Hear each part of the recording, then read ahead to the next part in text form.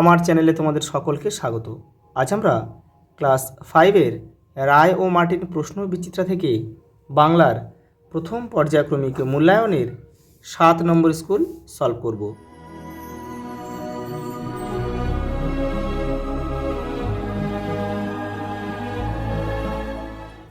দেখো প্রথম প্রশ্ন, দেখো দরবার বসেছে জোনাকিদের। দেখো তোমাদের কিন্তু কবিতাগুলো ভালোভাবে মুখস্থ করতে হবে, নাহলে কিন্তু তোমরা এগুলো ধরতে পারবে না। এই থলেতে বন্দিনী কী হবে? দেখো এটা নন্দিনী হবে। ওয়েসিস কথাটির অর্থ হচ্ছে কি? মরুদ্যান, যেটা মরুভূমিতে দেখা যায়। পাথরের বাড়িতে ঘর আছে 30টি।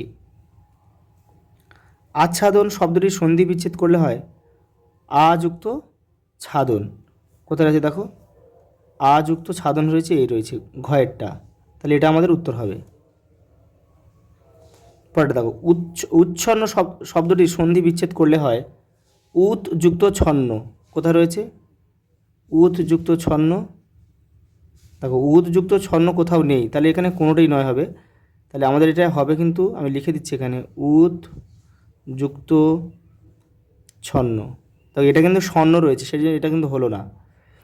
পরেরটা দেখো, রাস্তার মাঝে দাঁড়িয়ে ঘুড়ি ওড়ানো দেখছো তুমি, নিম্নরেখ পথটি হলো কি? ওড়ানো।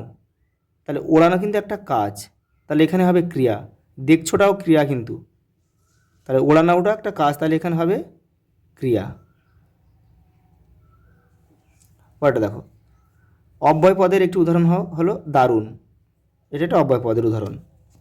দেখো, খাবো না তো আমি কথাটি কে বলেছিল? কথাটি বলেছিল বিমলা। বিমলা।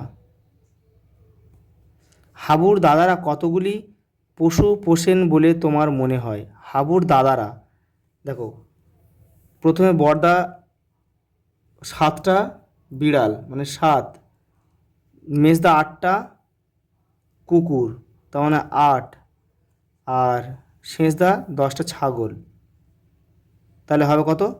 টোটাল 25। যোগ করলে 25টি পশু পুষত, আর হাবুর নিজেদের 150টি পুষত। দেখো পরেরটা দেখো, চিলে কোঠা বলতে কি বোঝো? লিখবে কি? ছাদের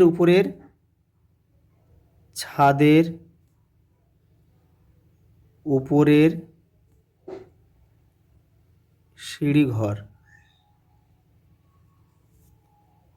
পরেরটা দেখো, এতো নামটি যে দিয়েছিল তার নাম কি? ঠাকুরদা। তার ঠাকুরদা দিয়েছিল, ঠাকুরদা মঙ্গল পাণ্ডে। মঙ্গল পাণ্ডে নয়, সরি ভুল হলো, মঙ্গল মুন্ডা। মঙ্গল মুন্ডা। দারোগাবাবু কোথায় থাকেন? থানায়। হাবু তার দাদাদের কি নামে ডাকে? বড়দা। বড়জনকে বড়দা, মেজজনকে মেজদা, আর সেজজনকে সেজদা।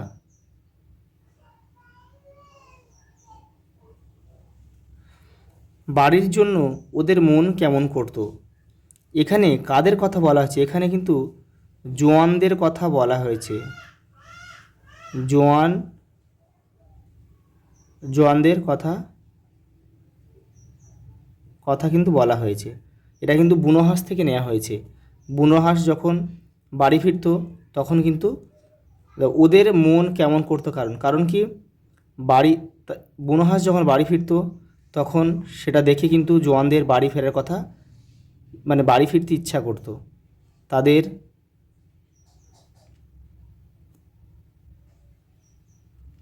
বাড়ি ফিরতে ইচ্ছা করতো। দেখো সন্ধি শব্দের অর্থ কি? সন্ধি শব্দের অর্থ হচ্ছে মিলন। নিচে দাগ দেওয়া শব্দটি সন্ধি বিচ্ছেদ করো। কি আছে? বৃহস্পতি। বেশিরভাগ মা প্রতি বৃহস্পতি লক্ষ্মী পুজো করেন, তাহলে বৃহস্পতি। বৃহৎ যুক্ত পতি, বৃহস্পতি। দেখো শব্দ কাকে বলে? অর্থ বিশিষ্ট অক্ষর বা এখানে বলা যায় বর্ণ বলে, তুমি অক্ষর বা বর্ণ লিখতে পারো, অক্ষর বা বর্ণ, বা তাহলে অর্থ বিশিষ্ট বর্ণ বা বর্ণ সমষ্টিকে শব্দ বলে। যেমন বিদ্যালয়, আকাশ, হিমালয়। পরে দেখো নিচে দাগ দেওয়া পদটি কী ধরনের পদ লেখো? 2025 সালের 9ই মার্চ দুবাইতে আইসিসি চ্যাম্পিয়ন্স ট্রফি ফাইনালে খেলে ভারত নিউজিল্যান্ডকে 4 উইকেটে পরাজিত করে। তাহলে ভারত, তাহলে এখানে ভারত তার নাম বোঝাচ্ছে এটা, তাহলে ভারত কোনো নাম বোঝাচ্ছে, অর্থাৎ এটা ভারত, এটা বিশেষ্য পদ হবে, বিশেষ্য পদ।